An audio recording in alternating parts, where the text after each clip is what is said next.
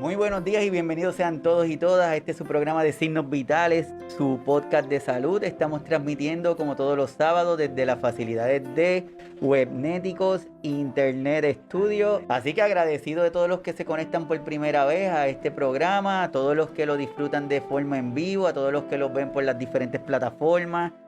Hoy estamos de lujo porque tengo una súper invitada que ya es una colaboradora, amiga del programa, y sé que la van a pasar súper bien. La información que tiene para con nosotros compartir, yo espero que se acomoden, que se sienten cómodos, que abran los oídos para que puedan escuchar esta información que va a ser de beneficio de cada uno de nosotros. Y les presento a la doctora Lilian García. Bienvenida. Muy buenos días, para mí es un placer estar con ustedes en esta mañana.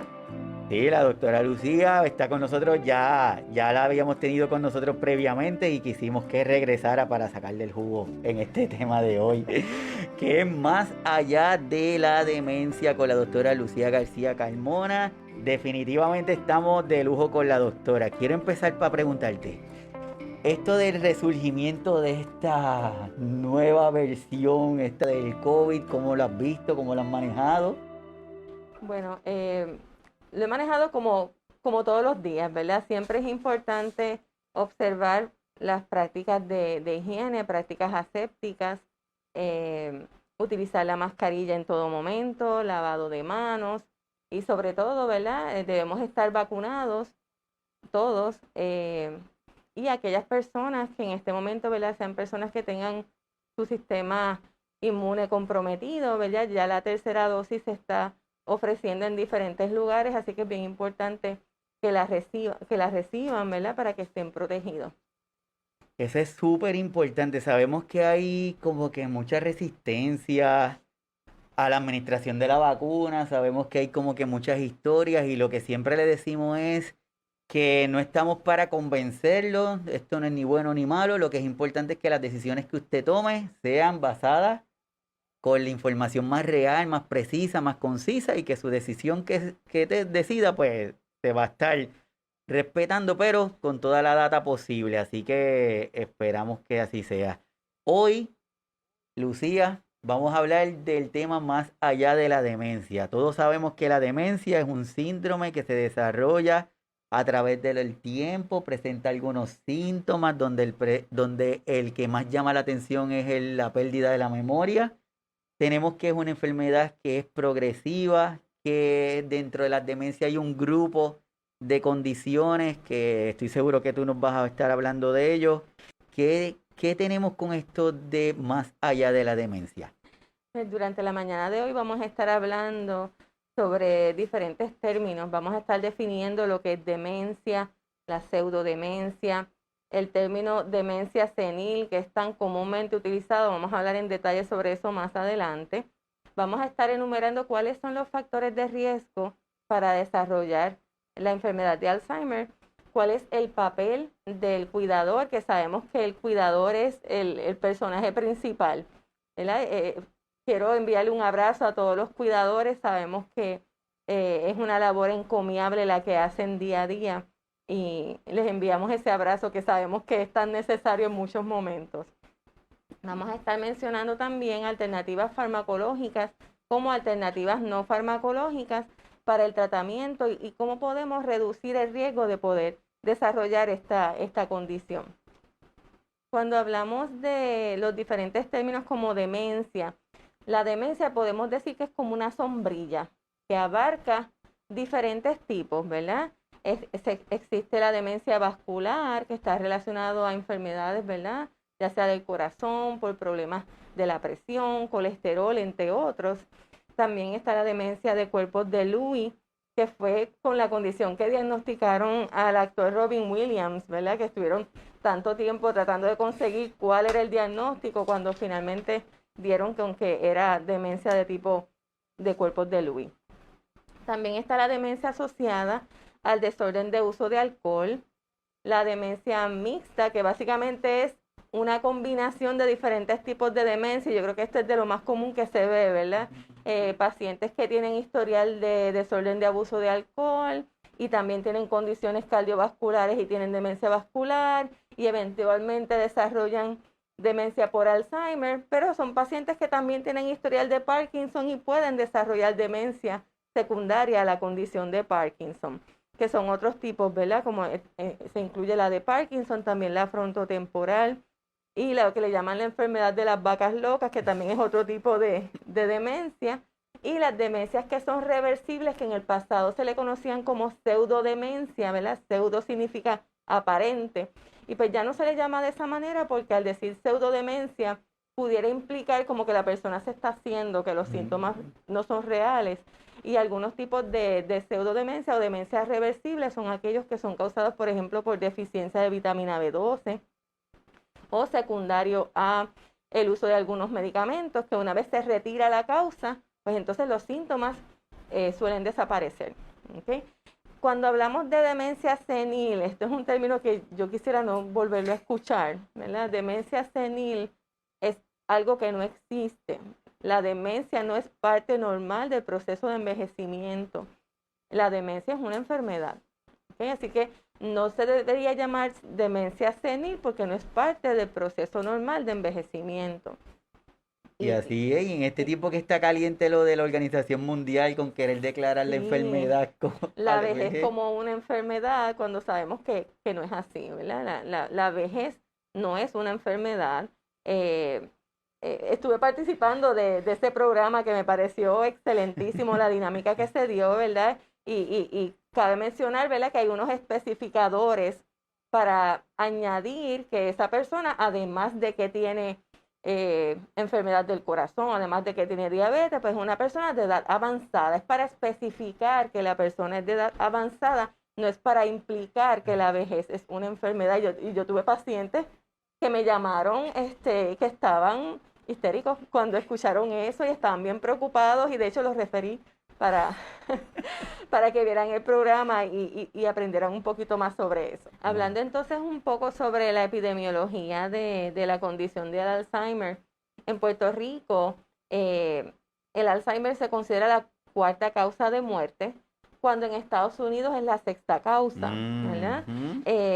Cabe mencionar que si sumáramos la cantidad de personas que mueren por cáncer de próstata con la cantidad total de personas que mueren por cáncer de seno, mueren muchas más personas por Alzheimer que la combinación de estos dos tipos de cáncer. Y esto es algo que es bien significativo, ¿verdad? Sabemos que para cáncer de seno, para cáncer de próstata, hay muchas pruebas de discernimiento que se pueden utilizar para detectar la enfermedad antes de, ¿verdad? Antes de que sea demasiado tarde, y por eso pues se puede tratar a tiempo y las personas se curan, ¿verdad? De cáncer de seno y de cáncer de próstata.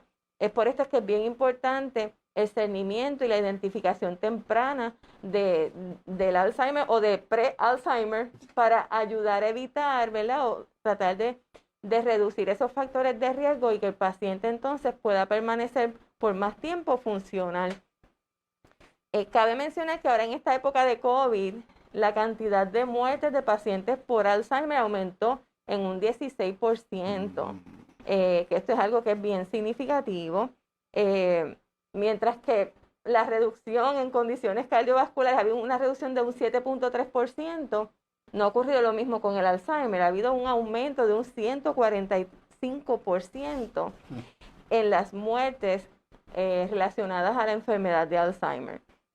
Así que esto es bien importante. También es importante mencionar que a muchos pacientes les gustaría que se le hiciera un cernimiento ¿verdad? Para saber si tienen algún problema neurocognitivo en sus visitas a los proveedores de salud. Sin embargo, la mayoría de los pacientes no reciben este cernimiento, que es de suma importancia para detectarlo, como mencioné anteriormente, en sus etapas tempranas.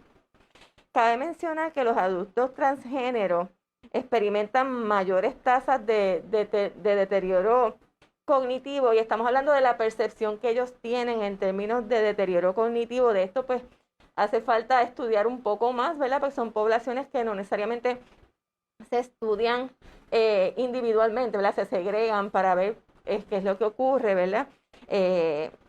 y muchas de estas personas, pues, algunos pudieran estar recibiendo tratamientos hormonales, otros no, otros van a depender de cuál es la percepción que ellos tienen, y eso pues hace un poquito más difícil la estratificación para poder estudiar, pero en términos generales, en cuestionarios que se han hecho a la población de adultos transgénero, pues ellos experimentan mayores tasas de deterioro cognitivo subjetivo, por decirlo así.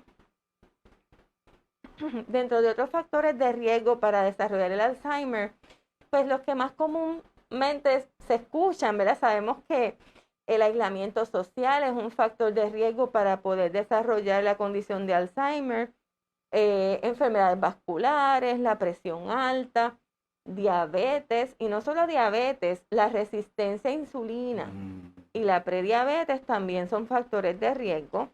El fumar es un factor de riesgo no solo para Alzheimer, sino también para demencia vascular. La edad avanzada, que es un factor de riesgo que no podemos modificar, ¿verdad? Aunque queramos usar Restilena, aunque existen las cirugías plásticas, pues la edad que tenemos cronológica va a seguir siendo la misma, ¿verdad? Así que antecedentes familiares o historial familiar es un factor de riesgo de todos conocidos. Sin embargo, hay otros factores de riesgo que quizás no se mencionan tanto y yo considero que son igualmente importantes porque la prevalencia de esas condiciones en Puerto Rico son bien altas. Por ejemplo, la apnea del sueño. La apnea del sueño es un factor de riesgo para desarrollar no solo Alzheimer, también demencia vascular, fibrilación atrial, que es un tipo de arritmia que puede aumentar el riesgo de que la persona entonces tenga un derrame cerebral, ¿verdad? O apoplejía, un ataque cerebral, que también, ¿verdad?, aumenta el riesgo de demencia vascular. Así que es bien importante que si usted tiene historial de apnea del sueño y usted se le prescribió un CPAP o una máquina, ¿verdad?, para que usted utilice por las noches al dormir, que por favor la utilice porque está reduciendo el riesgo de muchas cosas, de Alzheimer, demencia vascular, de derrames cerebrovasculares. También va a estar reduciendo las probabilidades de que tenga un accidente de tránsito, porque si usted no duerme bien, ¿verdad?, usted se puede quedar dormido guiando.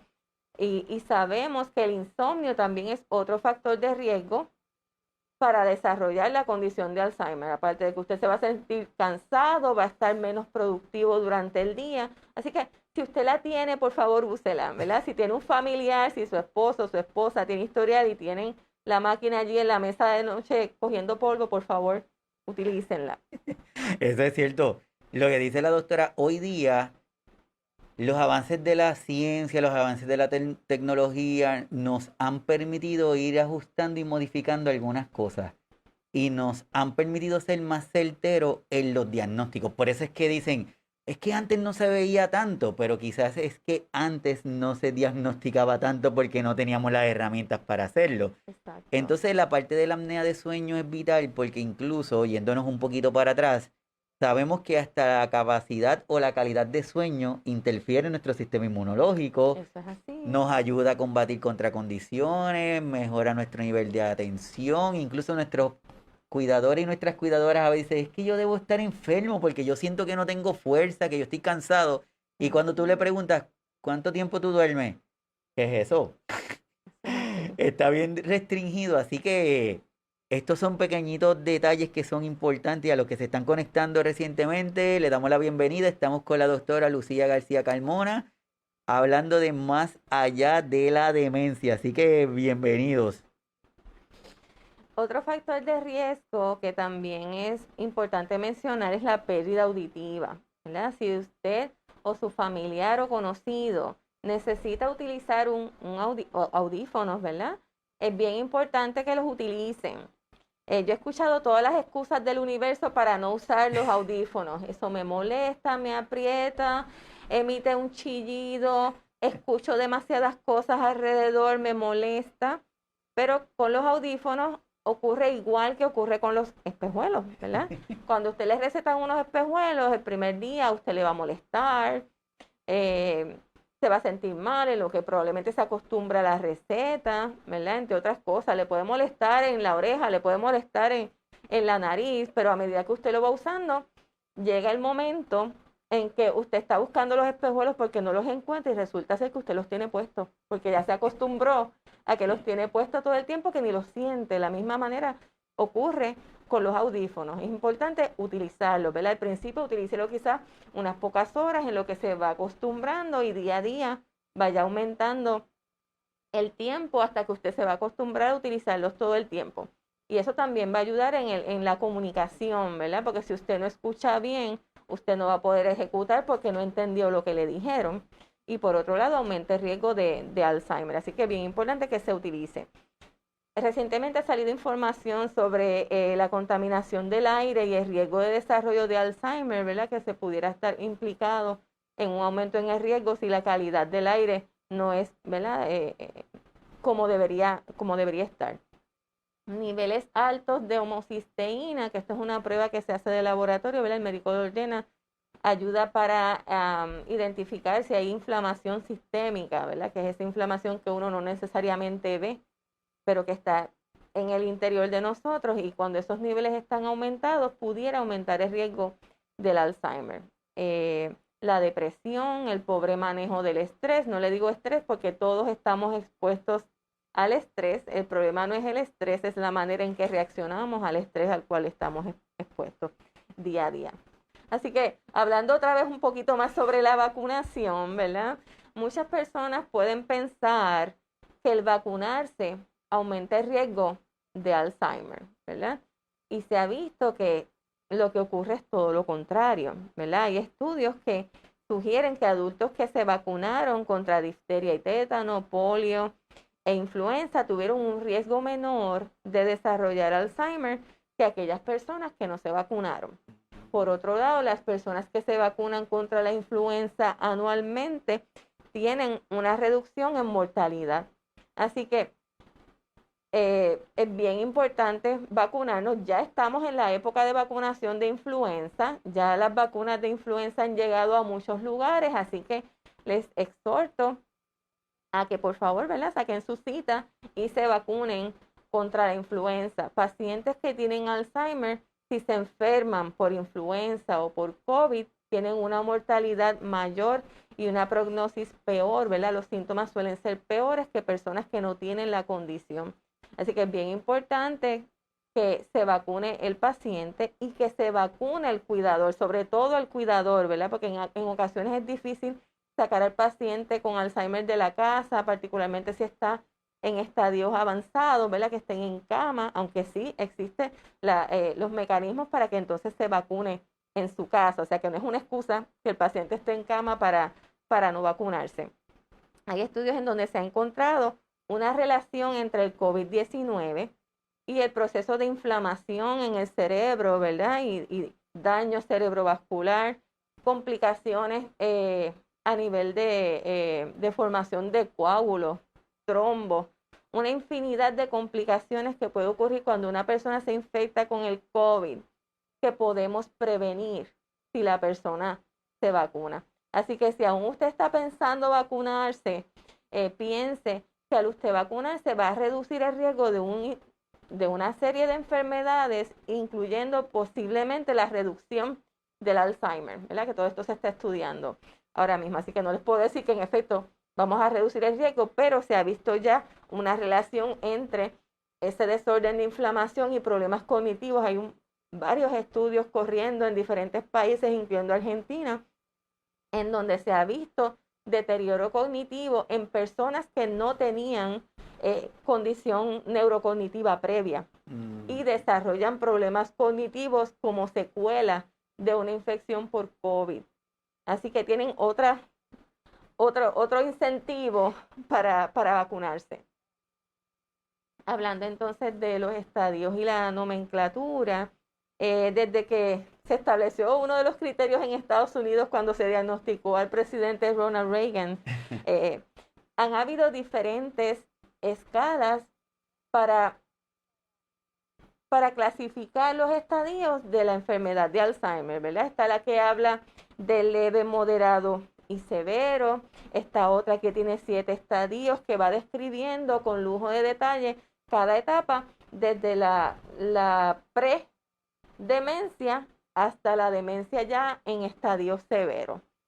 Está el criterio del espectro de la enfermedad, que aquí básicamente es como un continuo de la enfermedad de Alzheimer. Ellos lo dividen en estadios. El estadio 0 es donde no hay ni signos ni síntomas. ¿Okay? Si se le hace al paciente un estudio de resonancia, un PET scan, si se le hacen pruebas para ver si el paciente tiene proteína beta amiloide, se hacen punciones lumbares, entre otras cosas, no se va a encontrar nada y el paciente no tiene ningún síntoma. Ese es el estadio 0. El estadio 1 es lo que se le llama la etapa preclínica. Aquí ya sí hay signos, pero no hay síntomas.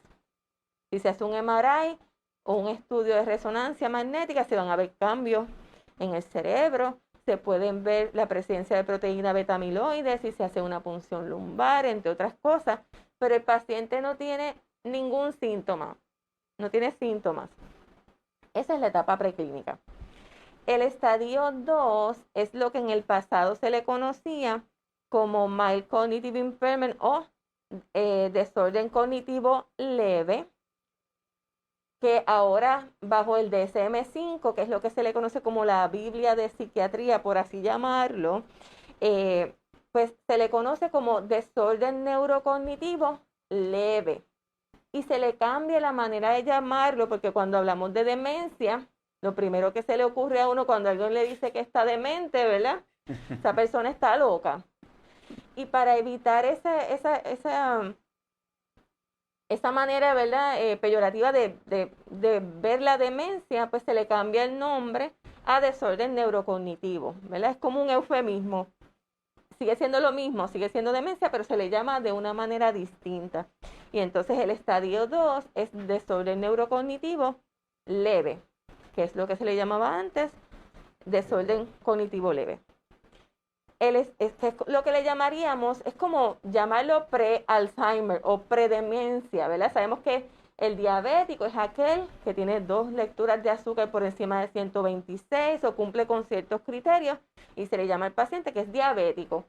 Si el azúcar está por debajo de eso, ¿verdad? Pero está por encima del nivel normal, está en 100 o más, pero no llega a 100, no tiene más de 125, pues el paciente no es diabético, es prediabético. Pues aquí el estadio 2 es lo que se le conoce como, yo le diría pre-Alzheimer. ¿Okay? Porque el paciente todavía preserva funcionalidad. Básicamente las actividades del diario vivir no se afectan y si se afectan sería de manera mínima. El paciente continúa funcional, ¿verdad? Independiente. El estadio 3, ya aquí estamos hablando de demencia o Alzheimer, que es lo que se le conoce según el DSM-5 como desorden neurocognitivo mayor. Y el desorden neurocognitivo mayor, que es lo mismo que demencia o Alzheimer, ¿verdad? O demencia de tipo Alzheimer, se subdivide en leve, moderado y severo, ¿verdad? Leve, los síntomas quizás no son tan fáciles de identificar, el paciente todavía preserva función de muchas actividades, aunque la memoria reciente se afecte, ¿verdad? Este es el paciente que no recuerda que desayunó esta mañana, pero sabe que se dio de cena el día de su boda, hace 50 años atrás. Cabe mencionar, ¿verdad?, que hay diferentes dominios afectados en la enfermedad de Alzheimer. Cuando hablamos de Alzheimer, prácticamente el Alzheimer es sinónimo de problemas de memoria, ¿verdad? De eso es de lo que se habla todo el tiempo. Sin embargo, eso no es lo único que se afecta.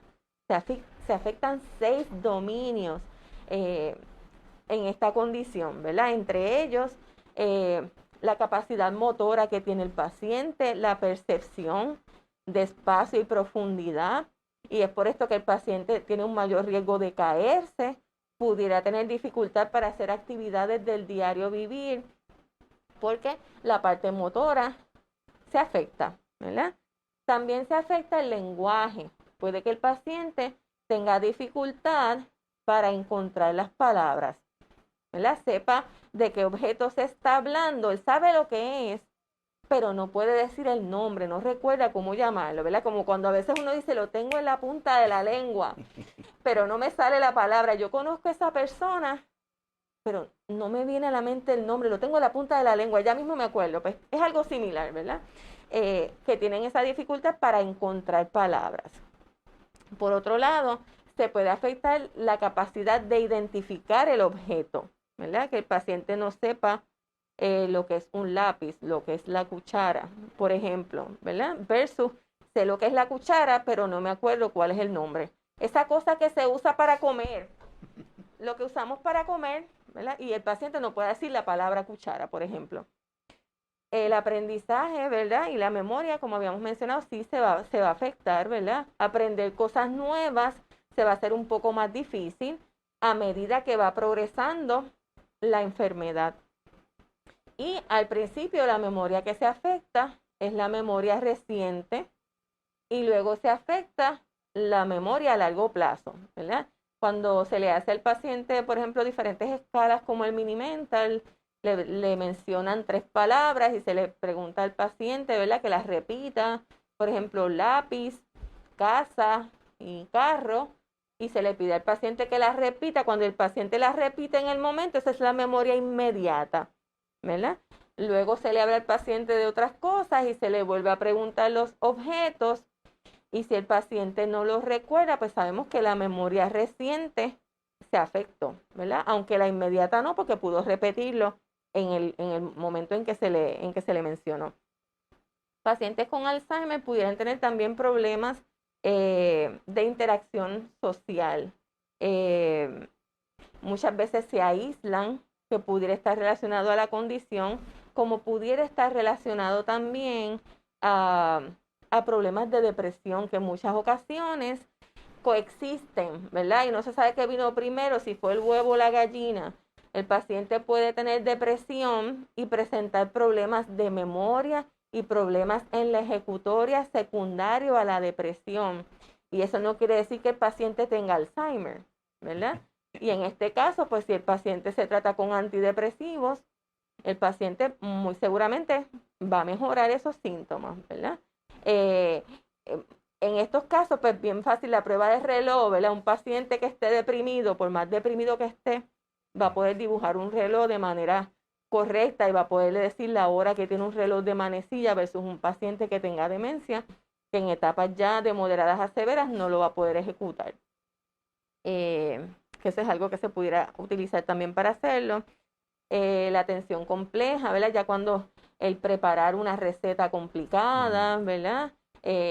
Cuando es algo que la persona quizás acostumbraba a hacer y de momento pues se le olvidó el ingrediente principal de lo que estaba haciendo, la manera de utilizarlo, ¿verdad? Las funciones ejecutivas, que ya estas son más complejas, cuadrar chequera, entre otras cosas, ¿verdad? Así que todo esto es bien importante.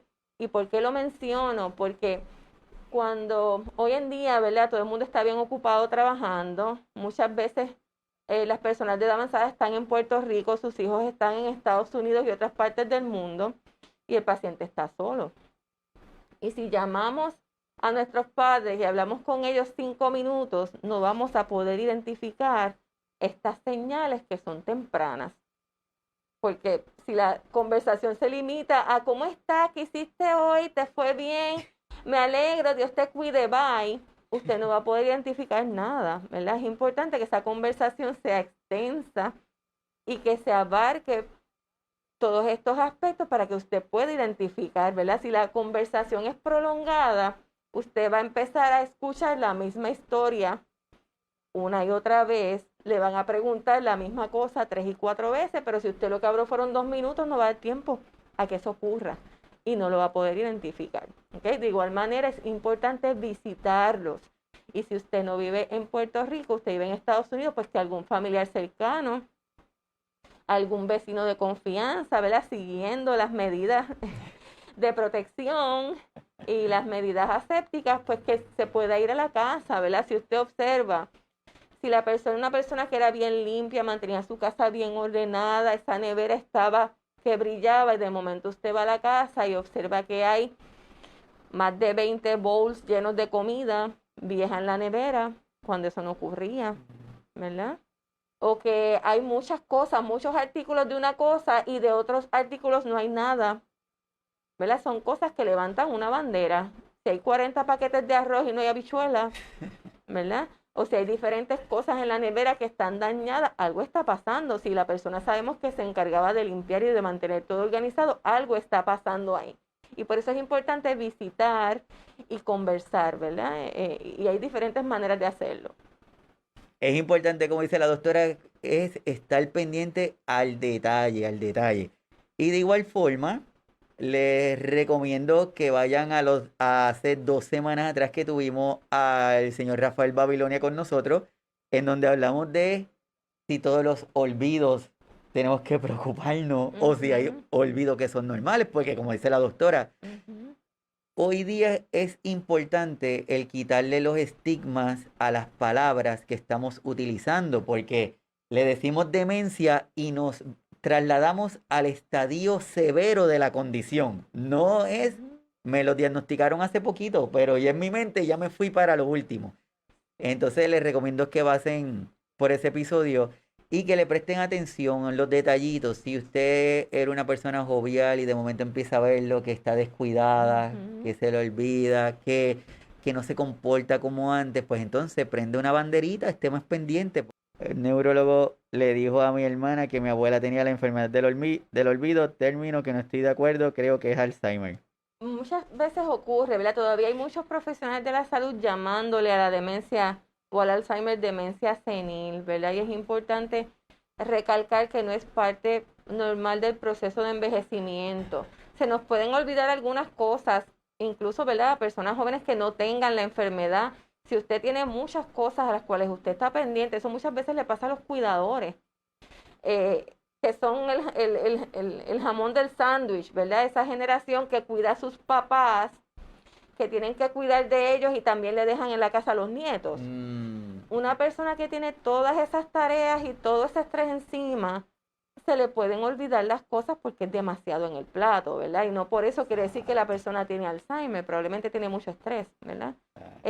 Y entonces pues es bien importante llamar las cosas como son y llamarlas por su nombre, ¿verdad? Una vez se hayan hecho los estudios pertinentes, se hayan hecho los laboratorios pertinentes para descartar que no sea otra enfermedad o que no sea pseudodemencia, ¿verdad? O demencia reversible. Muchas veces es secundario a otros medicamentos. Pudiera ser que tengan niveles bajos de vitamina B12, que tenga deficiencia de vitamina D3 o que el paciente esté deprimido, ¿verdad? Y hay que hacer un seguimiento comprensivo para entonces llegar a un diagnóstico y realmente lo que decimos es que la persona tiene probablemente demencia o que posiblemente tiene Alzheimer porque el diagnóstico definitivo no se sabe hasta que se hace una autopsia, ¿verdad? Y no se va a hacer, no se va a tomar tejido de una persona que está viva, así que cuando hablamos de Alzheimer, pues es probablemente o posiblemente. Sabemos por todos los signos y síntomas, ¿verdad? El médico va a determinar cuál es el diagnóstico, pero quiero enfatizar en eso porque no es hasta que se hace una autopsia que el diagnóstico es definitivo, pero eso pasa con otras condiciones también. Así mismo, y siempre nos acordamos que, por ejemplo, nosotros en los latinoamericanos somos más de cuidar, de abrazar, de estar pendientes, de querer. Y muchos de nuestros profesionales también toman un rol que es más bien de paternalismo y entonces al momento de decir las cosas tratan de decirlo de una manera lo más sutil posible, ¿verdad? Para evitar, porque como estamos hablando, no es lo mismo decirle a alguien, es que usted tiene Alzheimer, a decirle que tiene la enfermedad del olvido. Tal vez es, si tiene la oportunidad de retomar el tema con el proveedor, solicitarle que sea un poquito más específico y dejarle saber que usted, ¿verdad? Que usted asiste a signos vitales y que puede recibir esa información.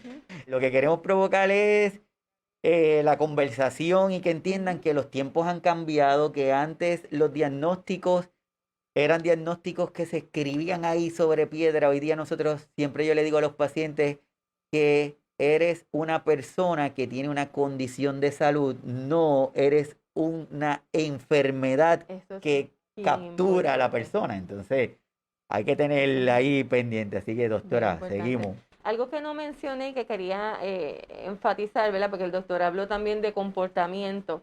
Es que uno de esos aspectos que se afecta también es el juicio, ¿verdad? Puede ser que su familiar haya sido una persona bien comedida, una persona bien eh, correcta, ¿verdad? En la manera en que se expresa, etcétera. Y de momento esa persona comienza a hacer comentarios fuera de lugar, comentarios inapropiados, que la persona se ponga hipersexual y comience a hablar de cosas de doble sentido cuando en su vida esa persona se había atrevido a hacer un comentario de ese tipo. Eso también es una banderita, ¿verdad? De alerta para verificar, porque aunque existen las etapas leve, moderado a severo, a mí no me gusta como que hablar de leve, moderado, severo, etapa 1, 2 y 3, porque cada persona es distinta. Y usted puede tener una persona sumamente brillante con una reserva cognitiva súper amplia, que usted no va a notar problemas de memoria craso, que la persona es funcional, pero tiene problemas de juicio. Va a una tienda y se lleva las cosas y no las paga, se pone inapropiado, le hace comentarios fuera de lugar a las muchachas, entre otras cosas. Cuando era una persona que jamás había hecho eso, pues eso también es una bandera de alerta para que se evalúe el paciente y se identifique por qué se está comportando así, cuando esa no es la manera de esa persona usualmente comportarse, ¿verdad? Y no es que necesariamente sea un viejo verde que ahora, ¿verdad? Es porque probablemente está teniendo problemas de juicio y se está comportando de manera inapropiada sin querer hacerlo, ¿verdad? Y entonces esto es bien importante, porque muchas veces el familiar piensa, está haciendo esto a propósito, lo está haciendo porque me quiere hacer sentir mal, y el paciente tiene problemas de juicio, no sabe lo que está haciendo. ¿Okay?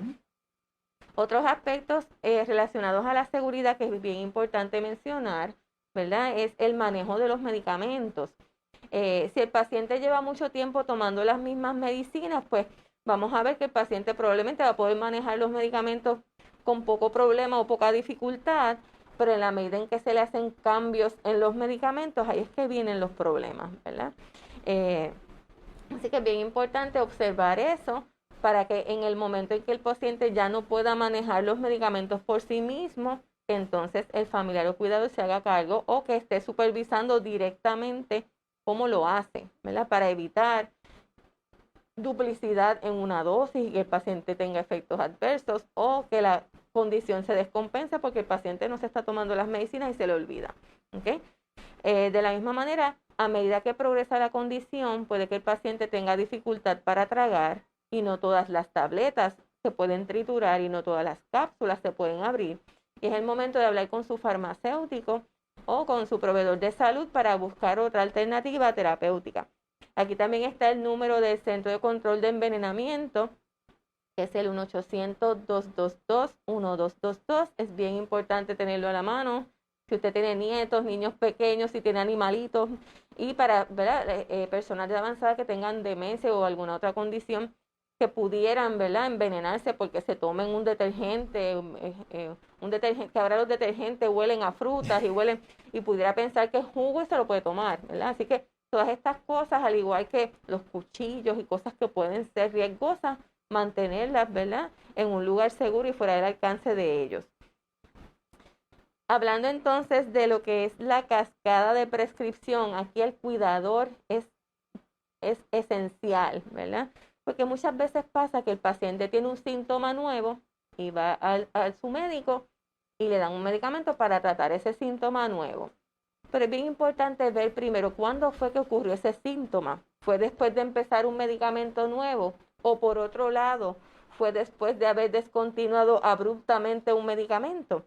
Porque si el paciente usaba medicinas para dormir, usaba medicamentos, ¿verdad?, que trabajan a nivel del sistema nervioso central, a nivel del cerebro, hay muchas de esas medicinas que no se pueden descontinuar de súbito, porque el paciente después se va a agitar y se va a descompensar. Y si el médico no sabe que se le acabó la medicina de dormir, no sabe que se le acabó el medicamento para el Alzheimer, le van a añadir otras cosas para tratar esos síntomas, cuando el problema fue que se le acabó el medicamento, o que se empezó una medicina nueva que le causó esa reacción. Y eso ustedes son los que lo pueden identificar para decirle al médico. De igual manera, personas de edad avanzada pudieran tener una infección de orina y presentar síntomas atípicos. Y en lugar de tener ardor al orinar y tener fiebre, pues la persona se agita y comienza a decir barbaridades, ¿verdad? O la persona se vuelve hipoactiva y está todo el tiempo durmiendo.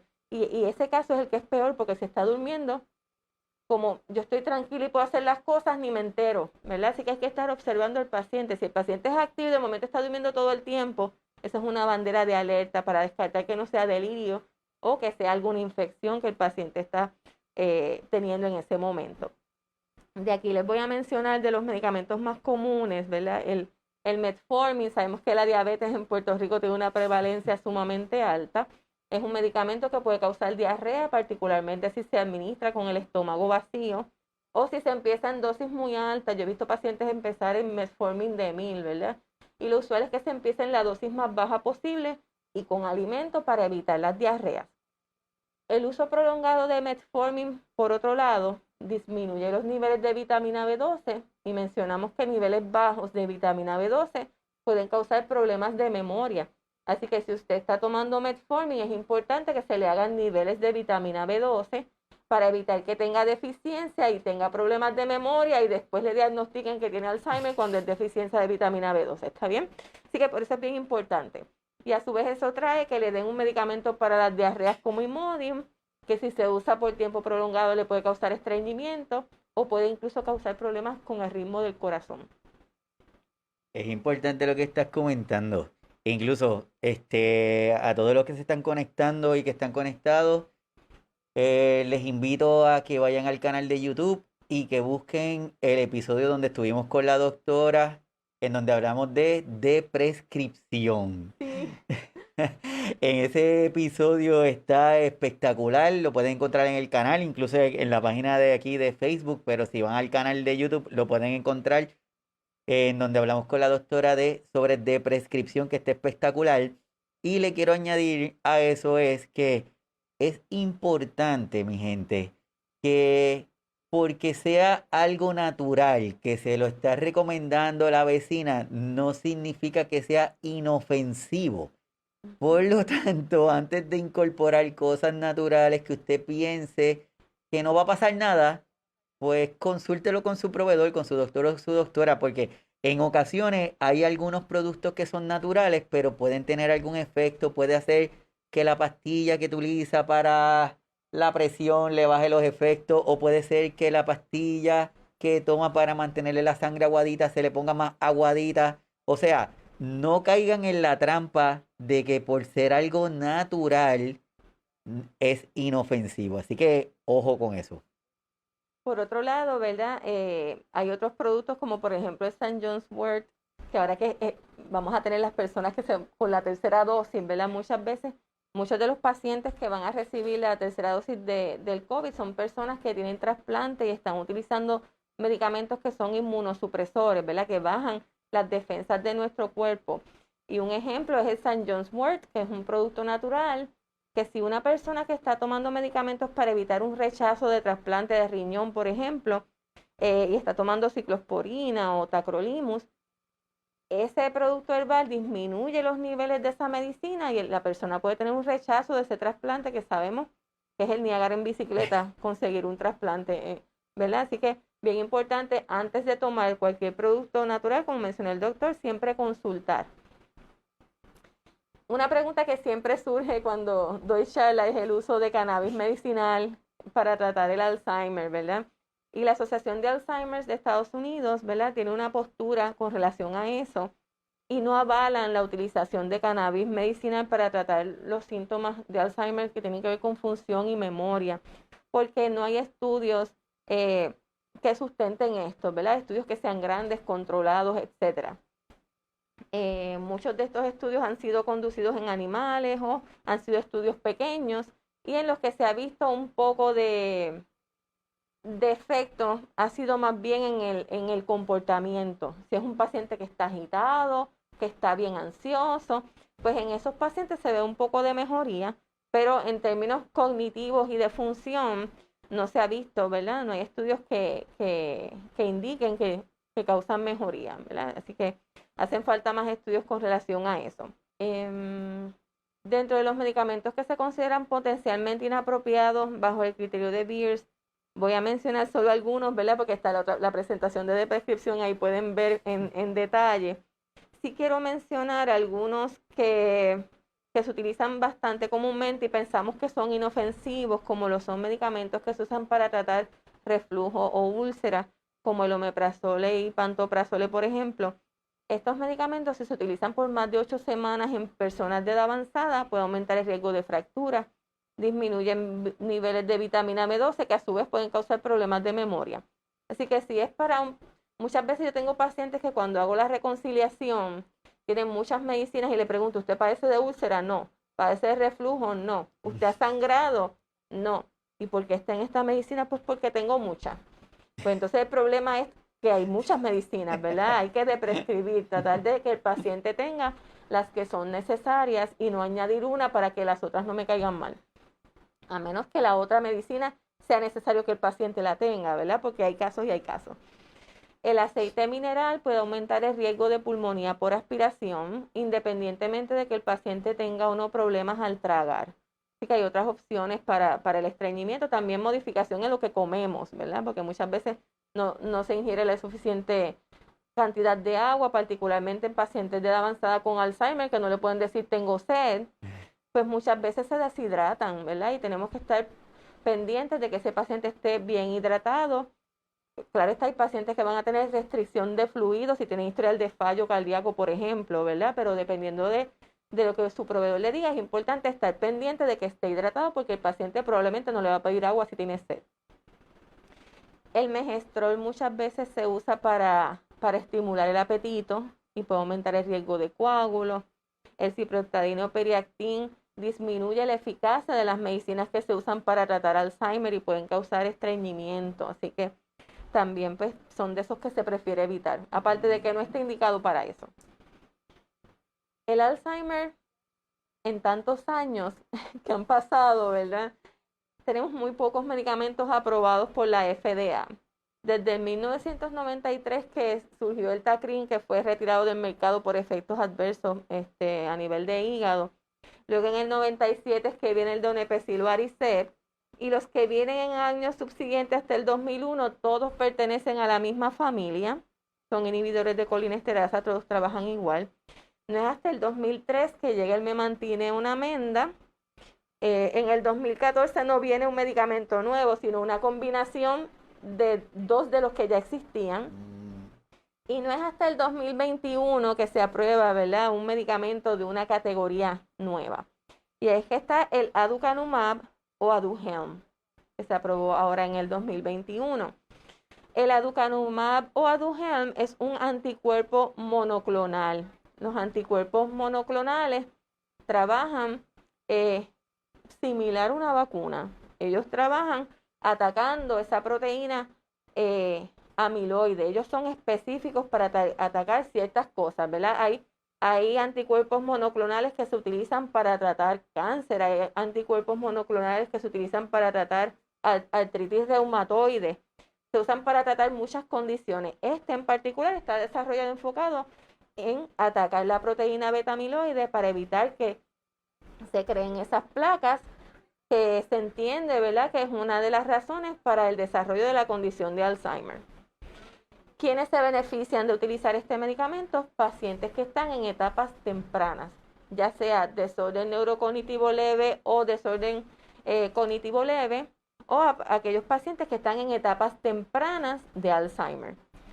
Pacientes en estadios severos, ¿verdad?, ya en etapa ya tardía de la condición, pues ni se ha estudiado ni se ha visto beneficio. Así que esos no son los pacientes que van a utilizar este medicamento.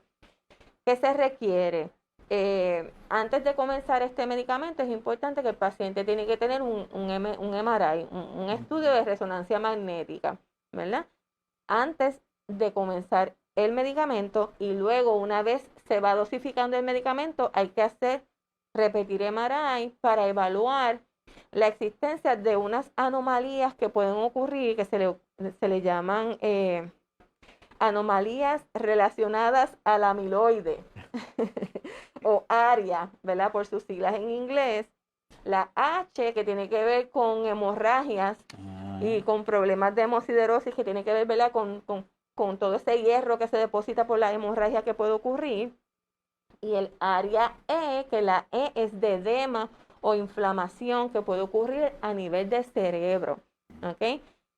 Este medicamento tiene como como desventaja quizás la ruta de administración, las otras medicinas que mencionamos, pues son medicamentos que se administran por boca o vienen en parche o parcho, como comúnmente le decimos, vienen en parche y es fácil administrar o vienen líquidos, pero esto es una infusión que se administra por la vía intravenosa. ¿Verdad? Esto no es algo ¿verdad? Que usted se lo va a administrar al paciente en su casa. Es algo que probablemente va a requerir que se administre en hospital, ¿verdad? Que se despache en una farmacia especializada para que se le pueda administrar al paciente. Se va titulando la dosis poco a poco, cada 4 semanas, se empieza en 1 miligramo por kilo de peso y se va titulando hasta llegar a la dosis de mantenimiento, que es la de 10 miligramos por kilo, que es la que se entiende que es terapéutica. Sin embargo, es la dosis que tiene una prevalencia mayor de estos efectos adversos, que incluyen dolor de cabeza, que puede ocurrir hasta un 20% más de los pacientes a los cuales se le administra, y los problemas de la hemorragia y de la edema cerebral, que puede ocurrir en más del 20% de los pacientes que llegan a la dosis de 10 miligramos por kilo al día. Aunque al buscar en la literatura, puede que no veamos que tiene contraindicaciones o puede que veamos que no tiene interacciones, ¿verdad? Esto es lo que se vio en los estudios y sabemos que en los estudios muchas veces se excluyen pacientes que toman medicamentos que tienen un índice terapéutico estrecho o que tienen un alto riesgo de causar efectos adversos o interacciones, ¿verdad? Estos pacientes no estaban tomando anticoagulantes, por mencionarle un ejemplo. Y sabemos que si el medicamento puede causar hemorragia, ¿verdad? Inferimos que si el paciente está tomando un anticoagulante, que si el paciente está tomando aspirina o un antiplaquetario, pudiera tener un riesgo de sangrado mayor, ¿verdad? Eso es lo que inferimos. No lo puedo constatar porque no se estudiaron, pero ¿verdad? Sabemos que cuando podemos inferir que cuando esto salga, ¿verdad? Y se comience a prescribir, se comience a administrar, es bien importante evaluar esas medicinas que el paciente está tomando y si tiene algo que aumente el riesgo de sangrado o de edema o de inflamación, pues hay que tener precaución en esos pacientes, ¿verdad? Y eventualmente vamos a ver que se va a documentar cuáles son las contraindicaciones y cuáles son esas interacciones una vez se comiencen a ver cuando se recetan los pacientes, ¿verdad?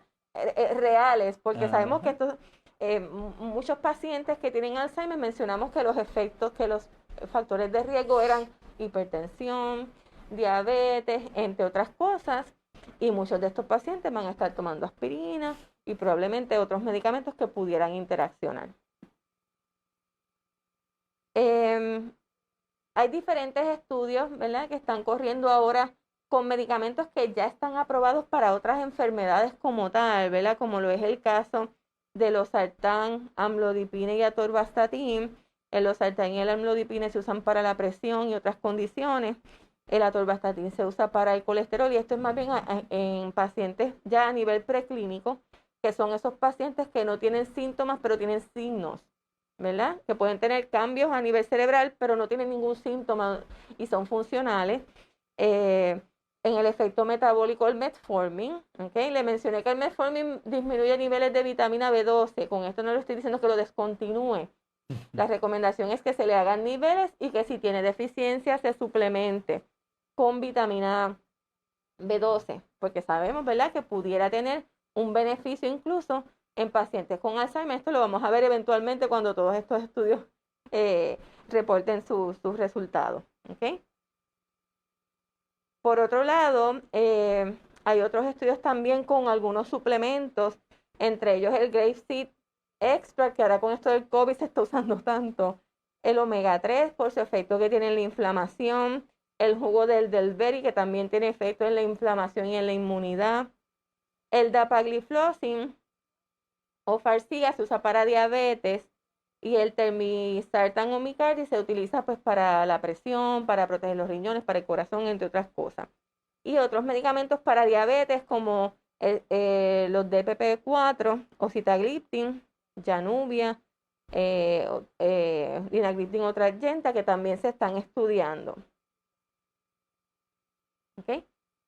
Aquí les menciono los medicamentos que se utilizan para tratar el Alzheimer de la categoría que son los inhibidores de colinesterasa. Estos agentes, solamente voy a mencionar algunas cosas específicas, no voy a hablar de dosis porque entiendo que no es necesario mencionarlo ahora, pero sí es importante que se monitoree la presión y el pulso, porque estos medicamentos pueden aumentar el riesgo de caídas y síncope, ¿verdad? Que la persona tenga un vaído, se desmaye, se caiga. Y también pueden disminuir el pulso, pueden causar bradicardia o pulso bajo, incluso bloqueo atrioventricular. Así que si el paciente ya está tomando medicamentos como esos que terminan en prol, metoprolol, atenolol, son medicamentos que bajan el pulso, pues en esos pacientes con mayor importancia hay que monitorear ese pulso para evitar que esté demasiado bajo y el paciente tenga otras complicaciones, ¿ok? Y cabe mencionar que el único que tiene dosis inicial terapéutica es el donepezil. Así que si un paciente se empieza en 5 miligramos de liberación inmediata y no tolera 10 miligramos, pues se baja a 5, no hay problema. Con los demás no aplica, porque estos medicamentos se empiezan en su mayoría, a excepción del donepezil, en una dosis que es más baja a la dosis que es terapéutica, para que el paciente pueda tolerar los efectos adversos, porque si se empieza en la dosis que realmente es efectiva, no lo va a tolerar, porque va a tener muchos problemas gastrointestinales, entre otras cosas. ¿Ok? Aquí les muestro la combinación de donepezil con memantine o namenda, que cabe mencionar que el namenda o memantine está aprobado por la FDA para leve a moderado, no para estadios severos. ¿Ok? Dentro de los métodos que tenemos para tratar agitación y psicosis, entre otras cosas, se prefiere primero tratar las alternativas no farmacológicas, ¿verdad? La manera en que nos dirigimos al paciente, ¿verdad?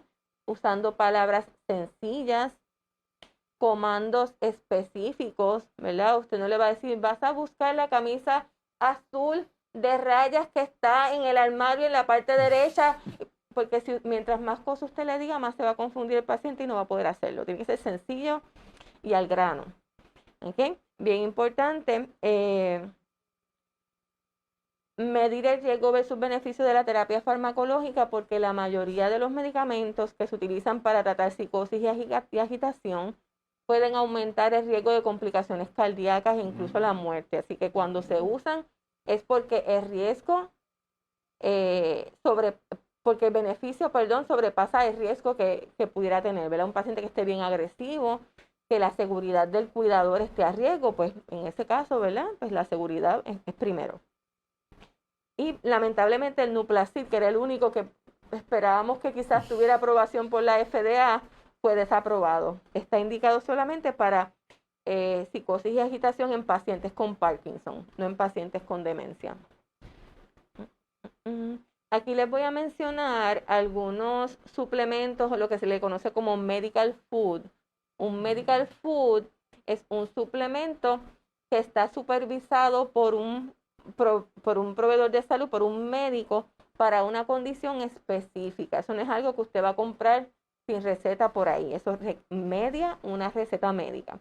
Y entre ellos está el Subenide, que es un suplemento, como decir un Glucerna para un paciente con diabetes. Es un suplemento así líquido. El Axona, que es un suplemento también que lo que hace es, trabaja como el aceite de coco. Son triglicéridos de cadena mediana que proveen cuerpos cetónicos, que es una fuente de energía alterna para el cerebro, que se entiende, ¿verdad?, que es más efectivo y pudiera hasta cierto punto pues ayudar con la condición, particularmente si es en etapas leves. El Cerefolin NAC está aprobado para desorden neurocognitivo leve o desorden cognitivo leve, que es un suplemento que tiene vitamina B12 en la forma que es más biodisponible, que es metilcobalamina. Usualmente la que uno compra por ahí es cianocobalamina, pero metilcobalamina es la más biodisponible. También tiene metilfolato, entre otros ingredientes. El fruto del café, que es usted sabe que el café es como rojito, la pulpa del café, se entiende que estimula la producción del factor neurotrófico del cerebro, que eso se entiende que ayuda en la neuroplasticidad, ¿verdad? Para que esas neuronas se comuniquen mejor unas con otras. Y se ha visto que pudiera tener cierto beneficio. Este medicamento, el Moesby, es un medicamento que es producto de mi imaginación. No es un medicamento que exista, ¿verdad? La MO es de modificación en los estilos de vida. Por eso le puse así Moesby. Mo de modificación es de estilo y V de vida. Vi por ahí un comentario de qué ejercicios se pueden usar para el cerebro en un momento dado.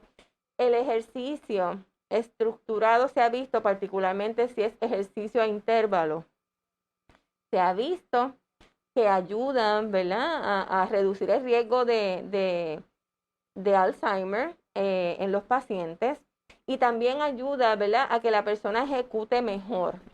No solo porque estimula, ¿verdad?, el factor que le mencioné anteriormente, el BDNF, el factor neurotrófico derivado del cerebro, sino porque también ayuda a que usted tenga un mejor estado de ánimo, ¿verdad? Se sienta con más energía, usted se pueda enfocar mejor. Así que el ejercicio físico es bien importante y los estilos de vida, ¿ok? La mayoría de las personas quisiéramos tener ese medicamento. Todos estamos sentados esperando a que llegue ese medicamento maravilloso que cure el Alzheimer. Pero hoy en día tenemos muchas herramientas que disminuyen el riesgo de que usted lo desarrolle. Así que si tenemos las herramientas para disminuir el riesgo en hasta un 35% en muchos de los estudios que se han hecho con modificación en los estilos de vida y una alimentación saludable, pues hagamos lo que tenemos en las manos ahora. Cuando llegue el medicamento, pues ¿verdad? Alabamos, pero mientras eso ocurra, pues tenemos cosas que podemos hacer, ¿ok? Así que entre ellos, una buena dieta, una buena nutrición. Y hay diferentes dietas que han sido evaluadas, ¿verdad? Científicamente, y se ha visto que reducen el riesgo de desarrollar la condición. Y esto es importante en los pacientes, es más importante en el familiar y en el cuidador. En el paciente es importante, claro está, no estoy diciendo que sea menos importante. Lo que pasa es que ya el paciente tiene la demencia, ya tiene el Alzheimer, ¿verdad? Aquí pues los alimentamos bien para que su comportamiento, ¿verdad?, no empeore, pero ya tiene la condición. Lo que queremos es evitar que la gente la desarrolle porque todavía no tenemos una cura. Así que estos medicamentos lo que tratan son los síntomas. El aducanumab reduce la proteína beta amiloide, pero todavía no sabemos si va a evitar que la persona en un futuro desarrolle el Alzheimer. Así que, ¿qué es importante? ¿Qué trae la dieta de la mente o el Mind Diet? Esta dieta es como un híbrido entre la dieta DASH, que es una dieta que se desarrolló para pacientes con condiciones cardiovasculares e hipertensión, con la dieta mediterránea, y le añade los berries, fresas, blueberries o arándanos azules, ¿verdad?, entre otros, que son frutas que se han visto, ¿verdad?, una buena prognosis en los pacientes que las consumen, aparte de que tienen un índice glucémico bajo, ¿verdad? Y sabemos que muchos de los pacientes tienen diabetes, así que es una buena opción. El ingerir vegetales en su dieta, ¿verdad?, particularmente de hoja verde intensa. El añadir legumbres, que en Puerto Rico, ¿verdad?, le decimos granos a las legumbres o las habichuelas, ¿verdad? Le decimos granos a las habichuelas y el grano es el arroz. Pero aquí le decimos granos a las habichuelas, que son las legumbres. El comer pescado graso, particularmente el salmón, pero es el salmón salvaje, el que es pescado en su ambiente natural, porque ese es el que es rico en omega, que lo obtiene de su dieta comiendo algas. El que usted compra, que dice farm raised o criado en granjas, esos no son ricos en omega 3. ¿Okay? Y lo que queremos es que usted ingiera ese pescado graso que es rico en omega 3. El consumir vino moderadamente, ¿verdad? Y cuando la persona tiene edad avanzada, el consumo moderado no es igual que cuando una persona es joven. Ya una copa es más que suficiente, ¿ok? Más de ahí no se debe consumir si la persona es de edad avanzada. Y ahí tiene que consultar con su médico, ¿verdad? Porque pudiera ser que esté tomando medicamentos que interaccionen con el alcohol, así que usted consulte eso primero antes de consumir el vino. Y evitar, ¿verdad?, comida chatarra, dulces y todas estas cosas que a la mayoría de nosotros nos gustan, ¿verdad? Pero hay que tratar de evitar en la medida en que se pueda. Otro tipo de dieta que quizás no se menciona tanto es la dieta diploma, que más que una dieta también es un estilo de vida, porque incluye actividad física en otras cosas. Esta es un híbrido de la dieta de la mente que mencioné anteriormente, con algunos conceptos de la dieta cetogénica que ahora está en moda, ¿verdad? Ahora todo el mundo habla de dieta cetogénica. ¿Y qué incorpora de la dieta cetogénica? Pues el ayuno intermitente. Ellos hablan de ayuno intermitente alrededor de 5 veces a la semana, no más de eso, ¿verdad? Como 12 horas al día sin comer, ¿verdad? ¿Qué quiere decir eso? Que si usted cenó a las 6 de la tarde, pues usted no va a comer nada más hasta las 6 de la mañana. Esto no es para todo el mundo. Es bien importante que usted consulte con su proveedor de salud, con su médico, con su dietista o nutricionista, antes de hacer modificaciones en los estilos de vida, porque hay diferentes condiciones que requieren cierta modificación en su alimentación, ¿verdad? Si la persona es una persona con hipoglucemia o tiene un alto riesgo de bajones de azúcar, entre otras cosas, pues es importante que usted consulte con un médico antes de hacer cualquier cambio en la dieta. Algo que ellos incorporan también es el café. Se ha visto, ¿verdad? Que el café, han habido estudios que el café incluso pudiera hasta prolongar la vida, ¿verdad? Todo tiene un límite en la vida, no es que usted se va a tomar todas las tazas. Me pasó con un paciente, me dijo, pues yo me voy a tomar como 20 tazas porque yo quiero vivir 100 años más, ¿verdad? Con moderación. Y también ellos incluyen o recomiendan la ingesta de té verde y cocoa en polvo, una cucharadita casi todos los días. No estamos hablando aquí de estos chocolate en polvo que vienen endulzados. Estamos hablando 100% cocoa. En el supermercado hay algunas marcas en particular que están disponibles y no son tan costosos.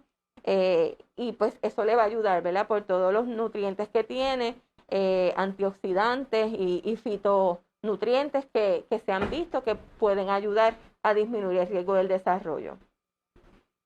Hablando en términos de prevención del Alzheimer, en el pasado se pensaba, ¿verdad?, que las neuronas eran como eran, la cantidad es la que tenemos y eso no variaba con el tiempo.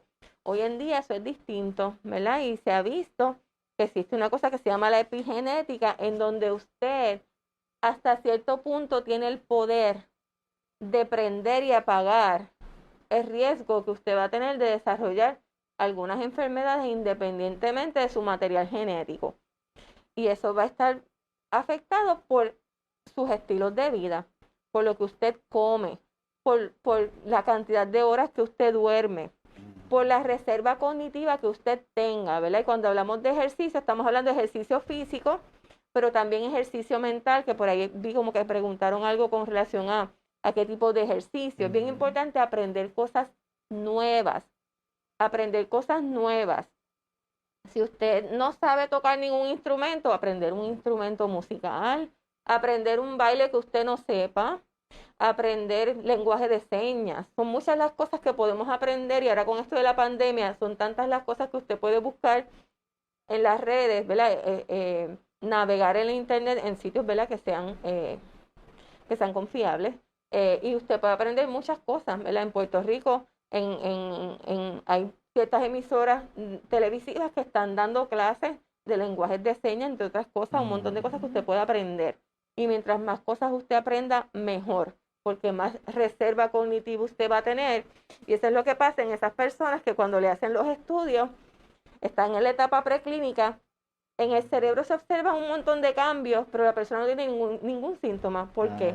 Porque esa persona se alimenta bien, porque esa persona hace ejercicio, porque esa persona ha estudiado mucho.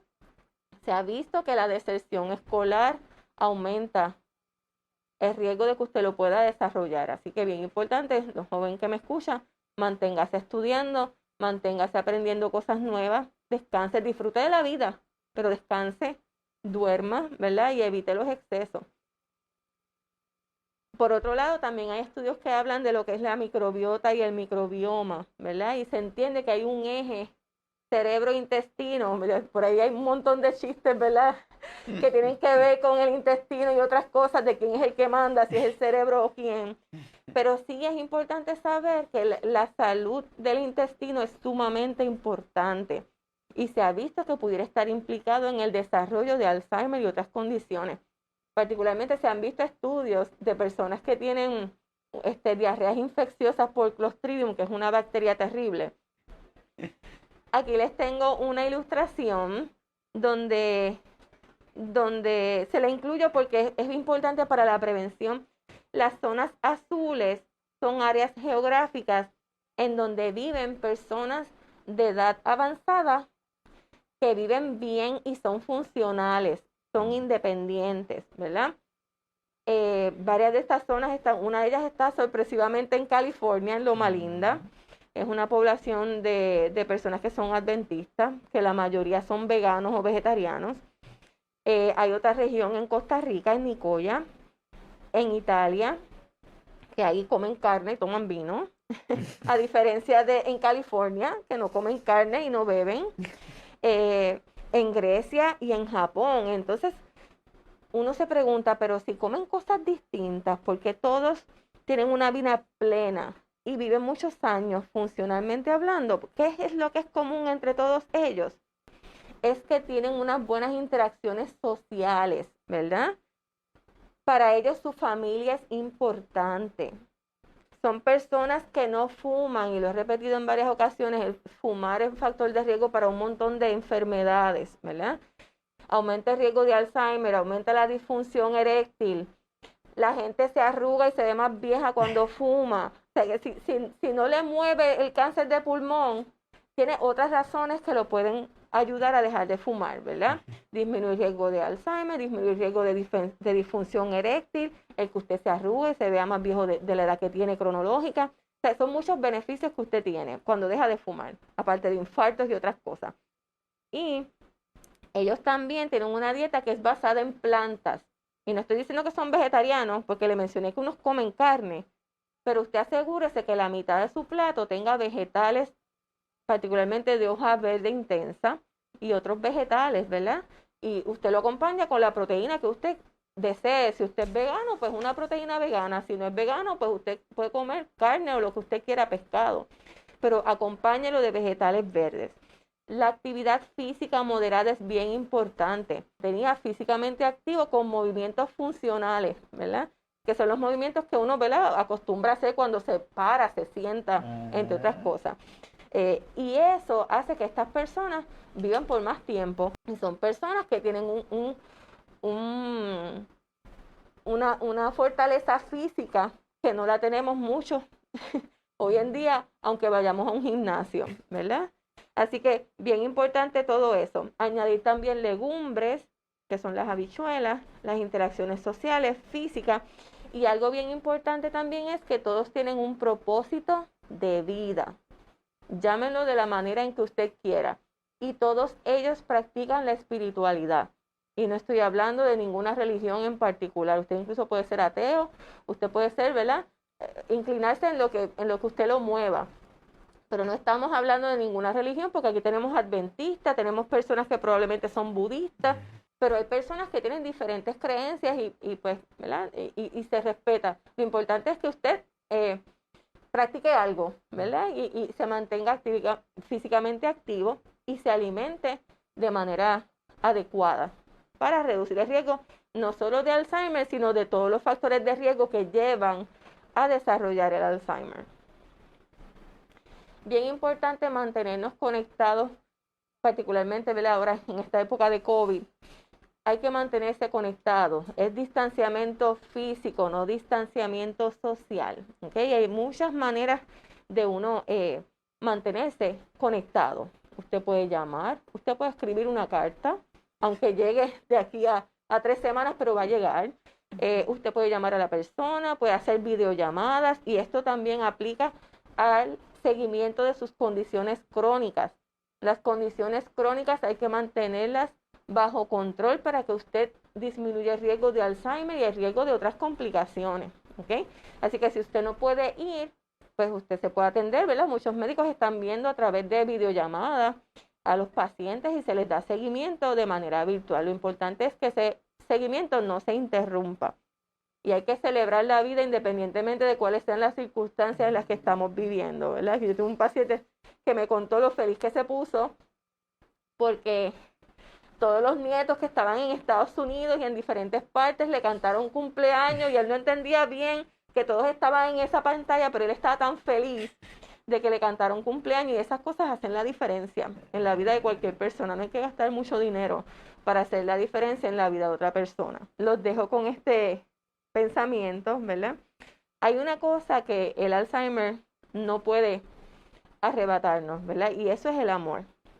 El amor no es una memoria, es un sentimiento que recibe en nuestros corazones y en nuestra alma, aunque en verdad se entiende que está en el cerebro, pero metafóricamente hablando siempre hablamos de que es un sentimiento. La forma en que tú lo presentas es una forma en que nosotros lo podemos entender. Hay muchos comentarios en el chat que le agradecemos a todos los que están conectados, que están ahí presentes. Esperamos que la intención del programa es darle un poquito de información, que puedan seguir buscando de fuentes que sean confiables para que tengamos mejor data. Vayan y visiten el episodio de prescripción que está en el canal. Lo van a disfrutar, estamos seguros. A todos los que están conectados, gracias, porque la intención es de crear estos espacios para poder conversar y traer estos temas que son de interés. A modo ya de resumen, Lucía, ¿qué le podemos decir? Bien importante, ¿verdad? La prevención es clave para todo en la vida, ¿verdad? Así que es bien importante cuidar de todos, protegernos, ¿verdad? Use su mascarilla, vacúnese, ya está la vacuna de la influenza disponible. Si usted se administró la vacuna del COVID, debe esperar 2 semanas, ¿verdad? Después para poderse poner la de la influenza, que ya está disponible por ahí. Si no sabe cuándo le va a tocar la tercera dosis o la segunda dosis, pues coordine, ¿verdad? Consulte con su farmacéutico para ver cuándo puede administrarse otra vacuna en adición a la del COVID. Pero ya sabemos que está disponible la de influenza. Por favor, vacúnense, no espere a que esté el brote de influenza para salir a vacunarse, porque tarda varias semanas en lo que su cuerpo desarrolla los anticuerpos que lo va a proteger, ¿ok? Así que a todos los jóvenes los exhorto a que se cuiden, a que se mantengan físicamente activos, a que no fumen, que tengan estilos de vida saludables, a que se mantengan estudiando, aprendiendo cosas nuevas y haciendo ejercicio. Y esto va para los cuidadores también. Cuidador, les envío a todos un abrazo. Gracias por la labor encomiable y el amor con el que cuidan a sus familiares con Alzheimer y a seres queridos con Alzheimer. Un abrazo para todos. Por favor, cuídense, busquen ayuda, utilicen todos los recursos disponibles. La Asociación de Alzheimer de Puerto Rico tiene diferentes grupos de apoyo alrededor de toda la isla. Llame, pida ayuda, comuníquese con otros familiares para que lo reemplacen en un momento dado, para que usted tenga momentos de respiro y usted se pueda cuidar y pueda respirar y pueda dedicarse a hacer lo que usted quiera, aunque sean unas horitas al día. Eso es bien importante para evitar la quemazón del cuidador, ¿ok? Así que un abrazo a todos, gracias por participar, por estar presentes, y muchas bendiciones para todos. La próxima semana vamos a tener este tema: prevención del suicidio, hablar para dar voz a la vida.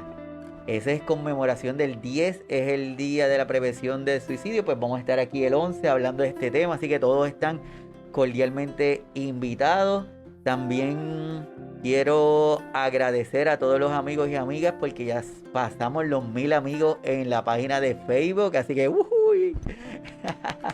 Así que gracias por confiar y que están ahí.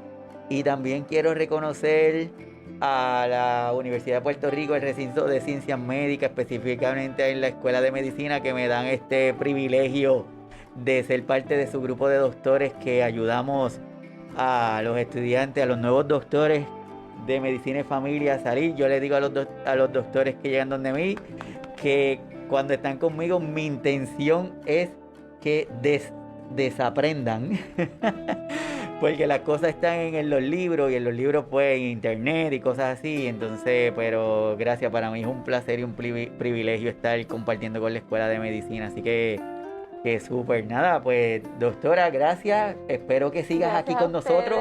Siempre a la orden. Súper, así que Buen están día. todos cordialmente invitados desde Puerto Rico, agradecidos por el tiempo que estuvieron con nosotros. Nos vemos el sábado. Así que abrazo a Papachao, como dice el doctor Robinson. Cuídense mucho y nos Hasta vemos. luego. Bye bye. Bye.